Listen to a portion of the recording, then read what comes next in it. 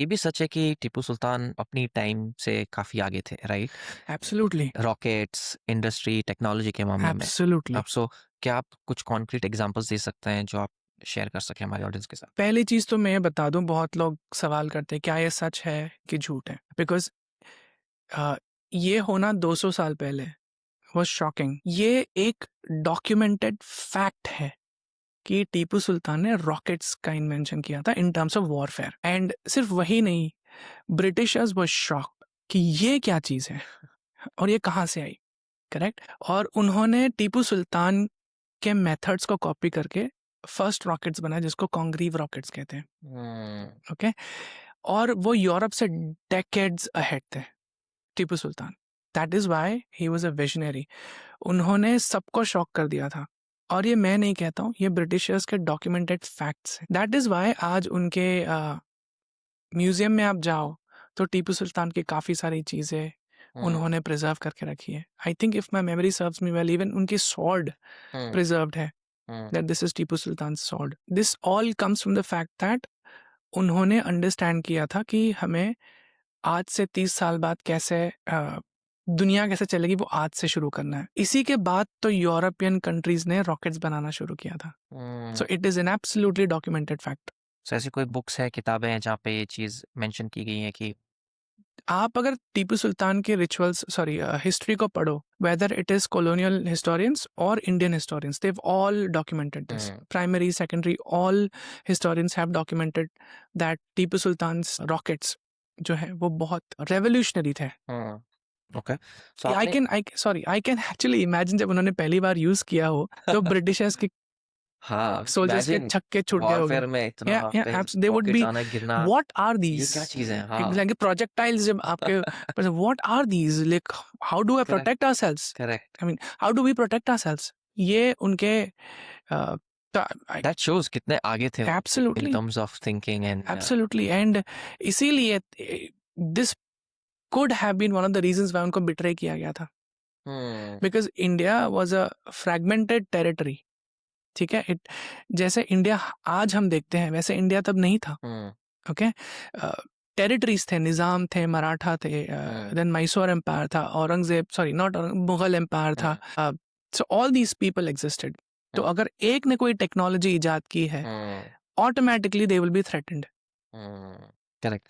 And this brings me to one of the other important pointers जो था कि you briefly touched upon it starting में कि टीपू सुल्तान काफ़ी बड़े थ्रेट बने थे, राइट? राइट। राइट, ऐसा क्यों हुआ था? I know one one of the examples is उनको कंट्रोल चाहिए था साउथ का। बट ऐसी और क्या चीज़ें थी जिनकी वजह से ब्रिटिशर्स को लगा कि ये अगर हमें इनको डाउन करना ज़रूरी है, नहीं तो पता नहीं।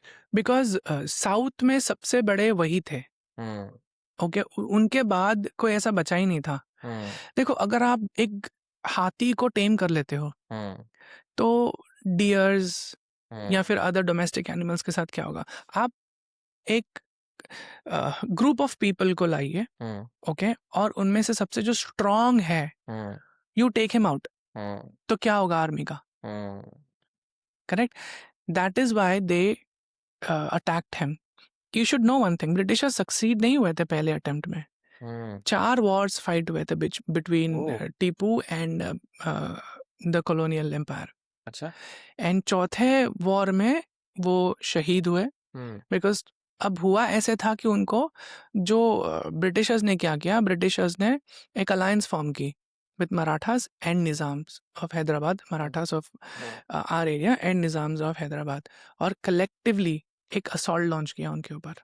हुँ, अब एक एम्पायर 3 एम्पायर से लड़ हुँ। रहा है, there was no way he could survive.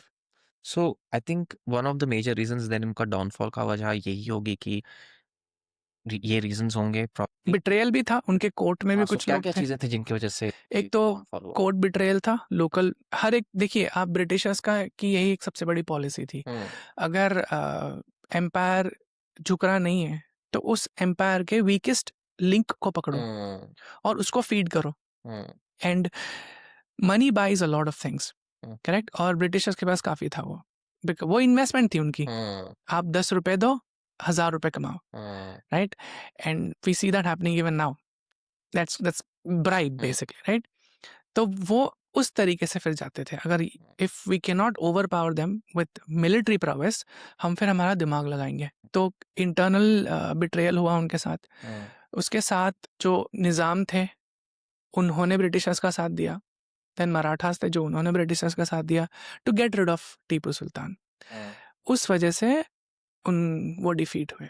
I wouldn't say downfall तो वो होता है ना जब आपके चीज़ों में आपके हाथ में कंट्रोल में चीज़ें होती है, but because you take wrong decisions आप यू गो डाउन। वो जो था वो वॉर फाइट करते हुए शहीद हुए। So the empire did not collapse due to bad decisions, it ended abruptly because उनके लीडर की मौत हो गई थी। That was Tipu Sultan.